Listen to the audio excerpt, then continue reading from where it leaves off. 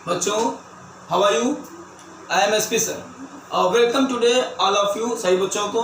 और आप देख रहे हैं my YouTube channel biology world. इस चैनल के माध्यम से आप घर बैठे अपने चैप्टर को रिवाइज कर सकते हैं और अपने डाउट्स को क्लियर कर सकते हैं। और अभी पिछले पार्ट्स में मैंने इंटर का फर्स्ट चैप्टर पढ़ाया था जिसका नाम था reproduction in organism, chapter first, ठीक है। और इस चैप्टर का पार्ट सेकंड, पार्ट 2 आज स्टार्ट करने मैं जा रहा हूं, जिसका टॉपिक है टाइप्स ऑफ एसेक्सुअल रिप्रोडक्शन बच्चों, ठीक है।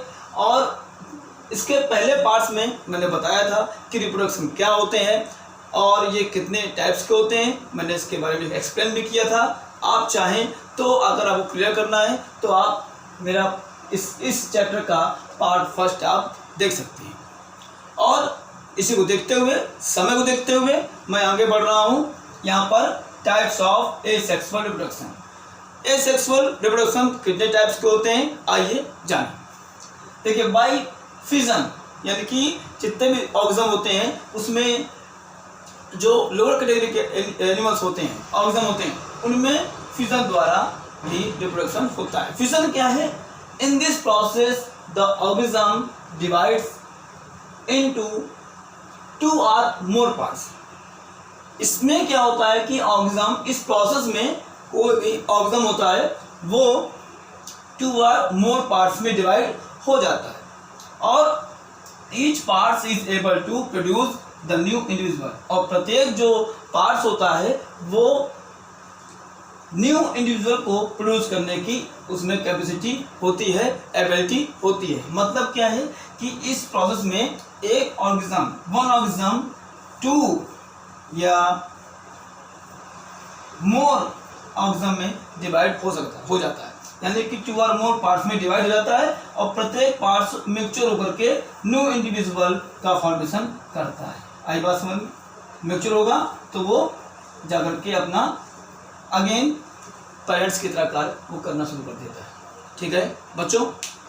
Any problems? वो मैच्योर हो जाता है और पेरेंट्स की तरह वो भी वर्क करता है आगे, फिर वो प्रोसेस को दोहराता है, ठीक है।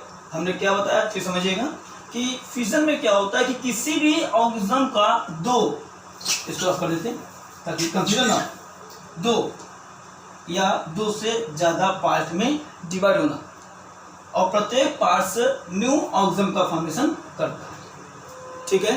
तो फिजन की ये डेफिनेशन है बच्चों।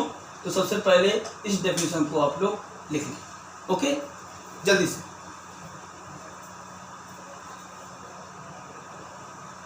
बच्चों, आप लोगों ने नोट कर लिया होगा। अब थोड़ा सा आगे बढ़ते हैं। जैसे कि अब फिजन 2 टाइप्स का होता है। पहला आपका आता है बाइनरी फिजन, दूसरा आपका आता है मल्टीपल फिजन, ठीक है।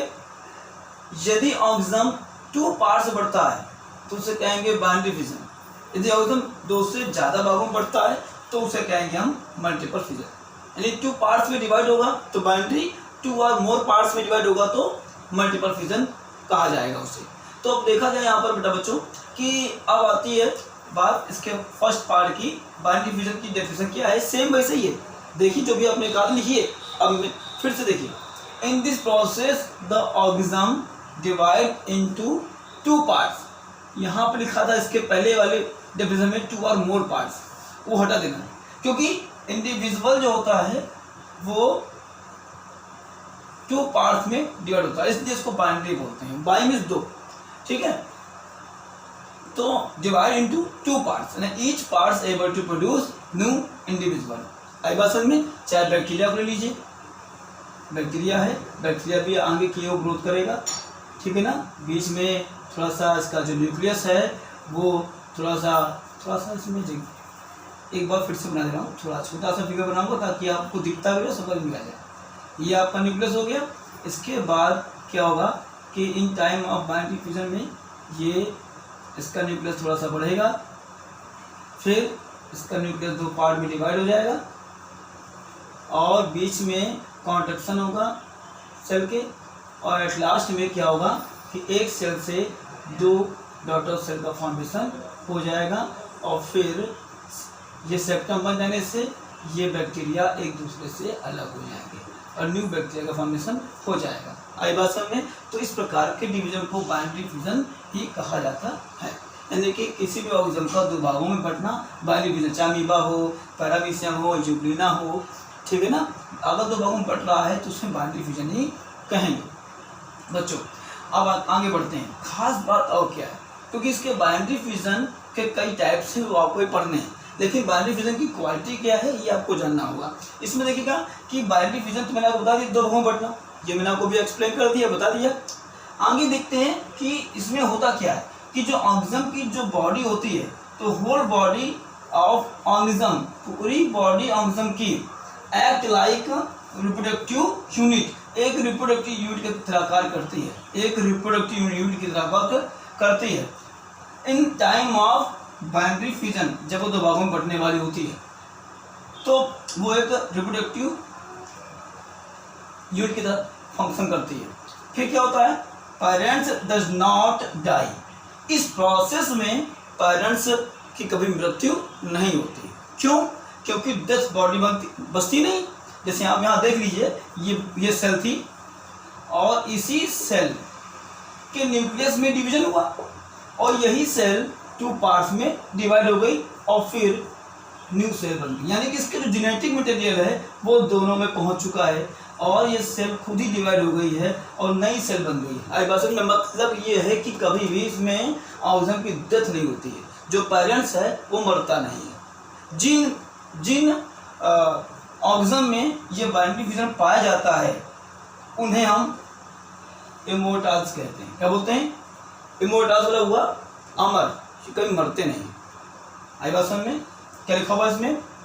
इन दिस प्रोसेस, इस प्रोसेस में सच पेरेंट्स आर कॉल्ड इमोर्टल। इस प्रोसेस में जो होता है कि पेरेंट्स को इमोर्टल कहते हैं क्योंकि वो उसमें बाइनरी फ्यूजन में कभी भी पेरेंट्स की डेथ नहीं होती, वो स्वयं डिवाइड होकर न्यू सेल का फॉर्मेशन करता है।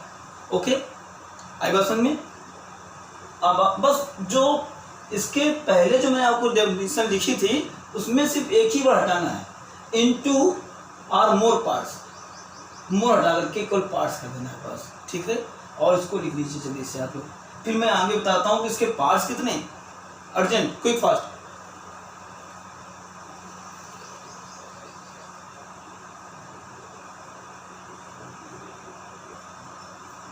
हाँ बच्चों, अब आप लोग नोट कर लिया होगा तो आगे बढ़ते हैं थोड़ा सा। यहाँ पर बाइनरी फ्यूजन के टाइप्स कितने प्रकार के होते हैं, कितने टाइप्स होते हैं? सिंपल बाइनरी फ्यूजन, सेकंड आपका आता है ट्रांसवर्स बाइनरी फ्यूजन, थर्ड आपका आता है लॉन्गिट्यूडिनल बाइनरी फ्यूजन और फोर्थ आपका आता है ऑब्लिक बाइनरी फ्यूजन, ठीक है ना। यानी कि जो ऑर्गेनिज्म है उसके डिवाइडेशन के बेस पर उसको अलग अलग टाइप्स में डिवाइड किया गया है। यदि सिंपल बाइनरी फ्यूजन किसमें पाया जाता है, इसके बारे में बताएंगे बच्चों। सिंपल बाइनरी फ्यूजन किसमें पाया जाता है? अमीबा में, ठीक। दूसरा ट्रांसवर्स बाइनरी फ्यूजन किसमें पाया जाता है? पैरामीशियम और प्लेनेरियम में, ठीक है। क्योंकि मैं एक्सप्लेन करूंगा फिगर ड्रा करके ताकि आपको हर चीज़ दिखती रहे और समझ में आती रहे, तो आपका ये वीडियो देखना सक्सेस हो जाएगा। इसलिए थोड़ा सा मैं रोक देता हूँ ताकि आप लोग लिख लें। आगे बढ़ता हूँ, लेकिन आपको समझ में आ रही है मेरी पढ़ाई तो आप चैनल को सब्सक्राइब कीजिए, लाइक कीजिए और कुछ पूछना है डाउट से कमेंट्स कीजिए और शेयर कीजिए बच्चों, ठीक है। मेन चीज़ अगर आपको समझ में आ रहा है तो चैनल को सब्सक्राइब करना ना भूलें। ओके बच्चों, आगे बढ़ते हैं, टॉपिक पे आते हैं, ठीक है। लॉन्गिट्यूडिनल बाइनरी फ्यूजन और फिर आपका आता है फोर्थ ऑब्लिक बाइनरी फ्यूजन। ये चार टाइप्स के हो गए, इसके बारे में अभी एक्सप्लेन करूंगा तो आप इसको लिख लीजिए और किन किन ऑर्गेनिज्म में पाया जाता है, जैसे कि सिंपल बाइनरी फ्यूजन अमीबा में, ओके। और ट्रांसवर्स जो है आपका ट्रांसवर्स बाइनरी फ्यूजन पाया जाता है, एग्जांपल पैरामीशियम और प्लेनेरियम में। और लॉन्गिट्यूडिनल यानी कि first second third longitudinal binary fusion पाया जाता है यूग्लिना और वर्सेला में। और आपका आता है फोर्थ यानी ऑब्लिक जो बाइनरी फ्यूजन है वो पाया जाता है सेनेटियम और ओपरेनियम में। ओके, इसको आप लोग जल्दी से नोट कर लें तुरंत। ओके बच्चों। इमीडिएटली लिखिए जल्दी से। आप लोगों को बहुत अच्छे मार्क्स लाने हैं, हर चीज़ को अच्छे से पढ़ना है बच्चों, ठीक है। और बी केयरफुल, आपको बहुत मन लगा के पढ़ाई करनी है, बिल्कुल। राइट नाउ जल्दी लिखिए। चलिए बच्चों, थोड़ा सा अब आगे बढ़ते हैं यहाँ पर टॉपिक पे कि अब ये बाइनरी फिजन कितने टाइप्स का होता है। मैंने आपको बताया था, इसमें से पहला टाइप्स आपका आता है simple binary fission. Simple binary fission का मतलब क्या हुआ, यदि ऑर्गेनिज्म की बॉडी में किसी भी डायरेक्शन से, यदि ऑर्गेनिज्म की बॉडी किसी भी डायरेक्शन से डिवाइड हो जाती है, उसका जो है डिवीजन की कोई निश्चित साइड नहीं है कि हमेशा यहीं से बटेगा, वो कभी भी कहीं से भी डिवाइड अगर होने की क्षमता रखता है, या इस प्रकार का प्रोसेस में पाया जाता है कि वो ऑर्गेनिज्म कहीं से भी डिवाइड हो करके न्यू इंडिविजुअल का फॉर्मेशन कर रहा है, तो इसका मतलब ऐसे बाइनरी डिवीजन को या बाइनरी फिजन को सिंपल बाइनरी फिजन कहते हैं, ठीक है। इसकी डेफिनेशन है when the plane of division pass through any direction of animal, किसी भी डायरेक्शन से वो ऑर्गेनिज्म डिवाइड हो रहा है, ठीक है। It is called simple binary fission कहते हैं। ओके बच्चों, ठीक है। Any problem? हमने क्या बताया, फिर से समझिएगा लाइन को कि सिंपल बाइनरी फिजन कैसे कहते हैं कि जब कोई भी ऑर्गेनिज्म किसी भी डायरेक्शन में डिवाइड हो करके वो न्यू ऑर्गेनिज्म का फॉर्मेशन करता है, तो उसे कहते हैं सिंपल बाइनरी फिजन। बच्चों समझ में बात आई? ध्यान से समझिएगा।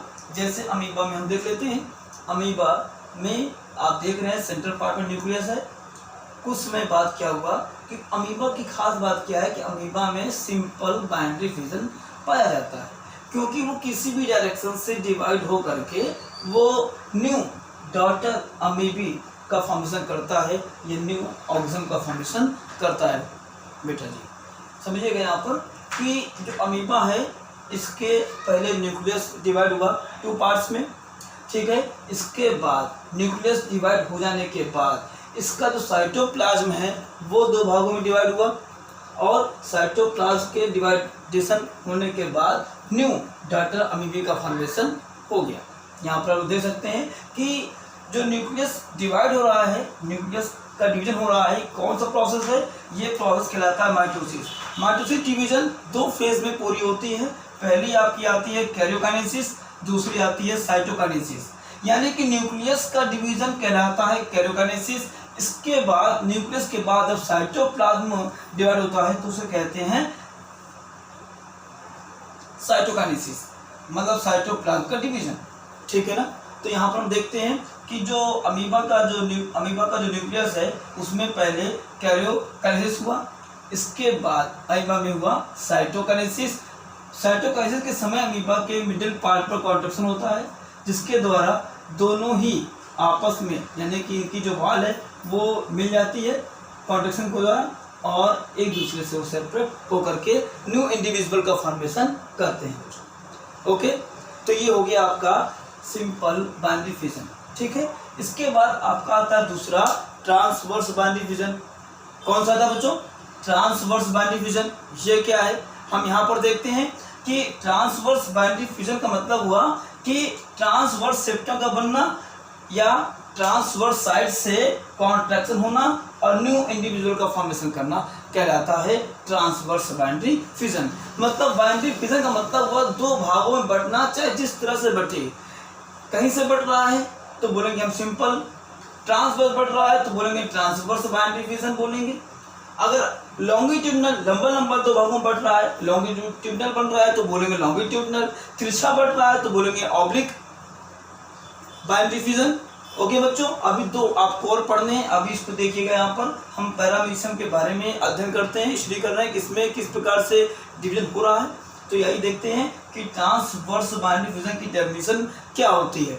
यहाँ पर देखते हैं कि when the direction of division division का डायरेक्शन देखिए पहले आप लोग, ये देखिए ये है, ये है, ये है, अब ये डिवीजन ऐसे हो रहा है।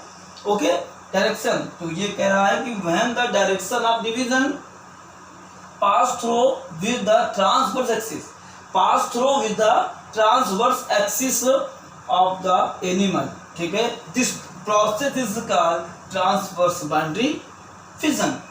यहाँ पर हम पैरामीशियम को देख रहे हैं, आप लोग भी देख रहे हैं। यहाँ पर देखिए, तो पैरामीशियम में आप एक न्यूक्लियस को देख रहे हैं, एक बड़ा न्यूक्लियस है, एक लार्ज न्यूक्लियस है जिसे माइक्रो न्यूक्लियस कहते हैं, एक स्मॉल न्यूक्लियस है जिसे माइक्रो न्यूक्लियस कहते हैं बच्चों। तो अब यहाँ पे देखिए क्या हो रहा है, ये जो माइक्रो न्यूक्लियस है वो दो पार्ट्स में डिवाइड हो रहा है, और डिवाइड होते समय यहाँ पर दो भागों में डिवाइड हो गया। उसी प्रकार से जो ये माइक्रो, देखिए ध्यान से समझिएगा, लार्ज है तो उसे बोलेंगे मैक्रो, MA लगा हुआ है, और स्मॉल है तो उसे बोलेंगे हम माइक्रो, यानी MI लगा हुआ है, माइक्रो। ओके, तो ये माइक्रो जो न्यूक्लियस है, जब ये डिवाइड हो रहा है तो पार्ट्स में देखिए डिवाइड हो गया और सेम स्ट्रक्चर्स बन गए। तो कहने का मतलब क्या है, यहाँ पर जो माइक्रो न्यूक्लियस है जब उसमें डिवीजन होता है तो टू मैक्रो न्यूक्लियस का फॉर्मेशन करता है। हम यहाँ पर लाइन खींच रहे हैं, ध्यान देखिएगा, भूलिएगा नहीं, ये मैं यहाँ पे लेके आ रहा हूँ। ठीक, अब ये दो भागों में डिवाइड हो गया है, तो मैं भी लाइन को दो भागों में डिवाइड करना चाहूँगा। देखिए ये, तो ये जो मैक्रो न्यूक्लियस है वो टू पार्ट्स में डिवाइड हुआ है, वो प्रोसेस क्या कहलाएगा, वो कहलाएगा एमाइटोसिस।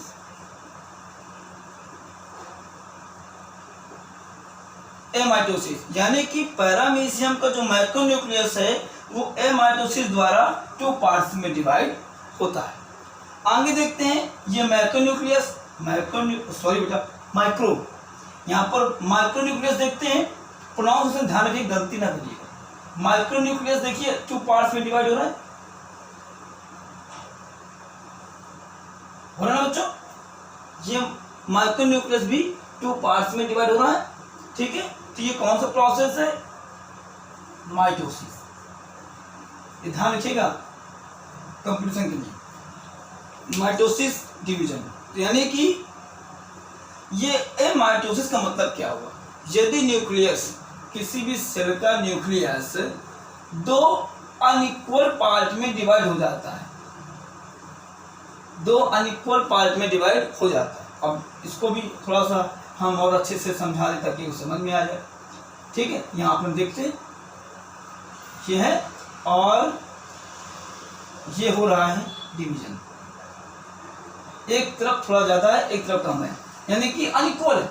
अब इसके बाद जब न्यूक्लियस बटेगा तो एक का साइज ज़्यादा होगा, एक का साइज कम होगा। तो जब न्यूक्लियस अनइक्वल पार्ट में डिवाइड होता है तो ऐसे डिवीजन को बोलते हैं एमाइटोसिस डिवीजन। तो इस प्रकार का डिवीजन किन सेल्स में पाया जाता है, इस प्रकार का जो डिवीजन है वो डीजनरेटिंग सेल्स में पाया जाता है बच्चों। डीजनरेटिंग का मतलब हुआ कि ऐसी सेल्स जो डीजनरेट हो रही हैं, खत्म होने वाली हैं, मतलब वो अपना टाइम पीरियड पूरा कर चुकी हैं, तो ऐसी सेल्स में जो होता है वो एमाइटोसिस डिवीजन होता है बच्चों। ठीक, आगे देखते हैं, यहाँ पर स्मॉल जो न्यूक्लियस है उसमें माइटोसिस डिवीजन होता है। देखिए, ओके, इस प्रकार से आगे बढ़ते हैं कि जब न्यूक्लियस में डिवीजन हो जाता है तो सेल के मिडिल पार्ट पर कॉन्ट्रैक्शन होता है। क्या होता है, कॉन्ट्रैक्शन। ये देखिए, आप ज़्यादा लाइनें हमने खींच दी है, अब मैं थोड़ा रफ करना चाहूँगा ताकि आपको समझने में दिक्कत ना आए। समझा चुका हूँ ना, ये मैक्रो है, दो भागों में बढ़ चुका है। ठीक है, इतना काफ़ी है, लाइनें बहुत ज़्यादा हो गई हैं तो आपको समझने में दिक्कत होगी, तो फ़ायदा क्या होगा मेरे पढ़ाने से। देखिए यहाँ पर आप लोग रिवर्स करके देख लीजिएगा और नोट कर लीजिएगा। ठीक है, हम इसको रफ किए देंगे, ज़्यादा इसमें लाइनिंग हो जाएगी तो आपको समझने में बहुत प्रॉब्लम होगी। समझिएगा बच्चों, तो बॉडी के मिडिल पार्ट पर क्या होता है, कॉन्ट्रैक्शन। क्या होता है बच्चों, कॉन्ट्रैक्शन हुआ, और कॉन्ट्रैक्शन के बाद इनके जो साइटोप्लाज्म है वो आपस मिल गया और एक पैरामीशियम से दो पैरामीशियम का फॉर्मेशन हो गया बाई ट्रांसवर्स साइट, ठीक है ना।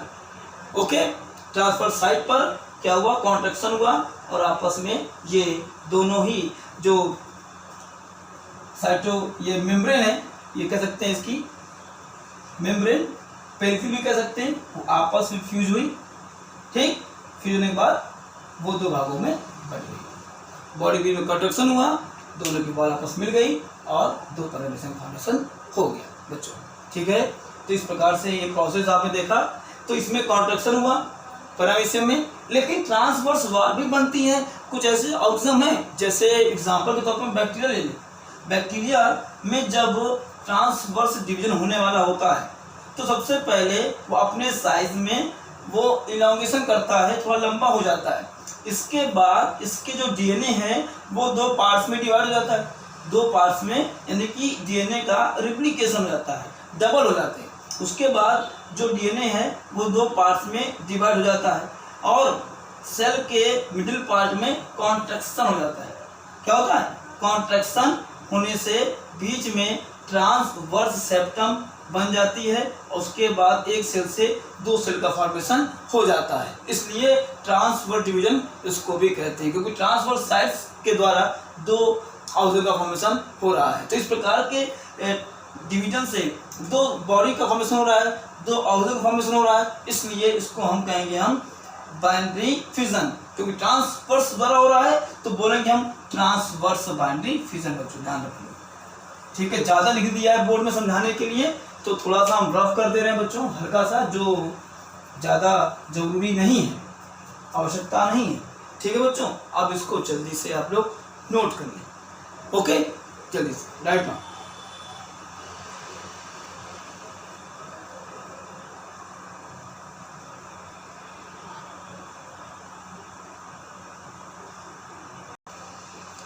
हाँ बच्चों, अब उसके आगे के देखते हैं। नेक्स्ट टॉपिक आपका आता है बाइनरी फिजन का third part, longitudinal binary fission.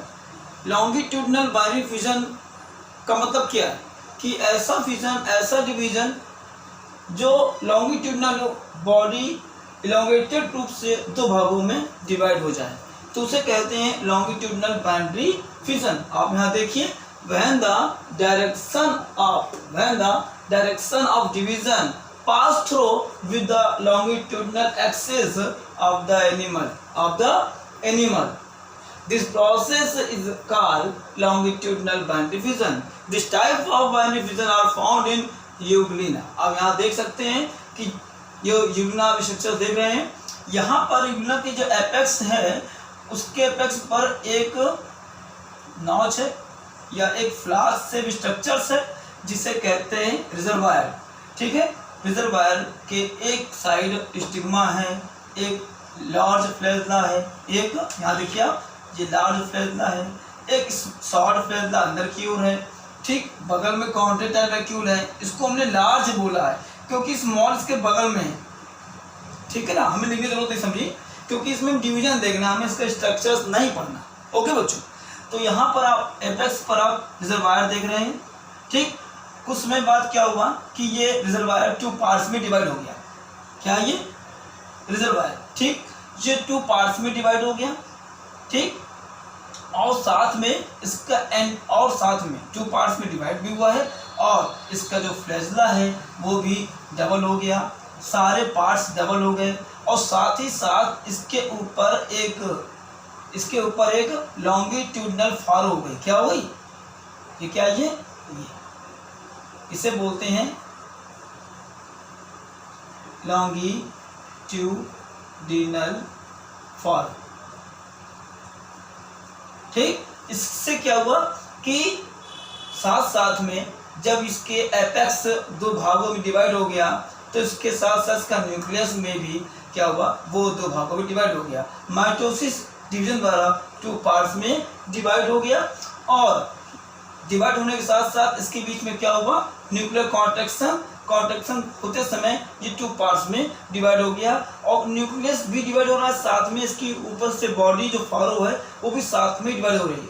ठीक है, दोनों चीज़ें साथ साथ डिवाइड होकर के लॉन्गिट्यूडनल रूप से 2 पार्ट्स में ये यूग्मना डिवाइड हो जाता है, ठीक है ना। तो इसलिए इस प्रोसेस को क्या कहते हैं, लॉन्गिट्यूडनल बाइनरी फिशन। ओके बच्चों, ठीक। आगे देखते हैं ऑब्लिक में क्या होता है। इसमें क्या है कि जो ऑक्सम है वो तिरछा बढ़ता है।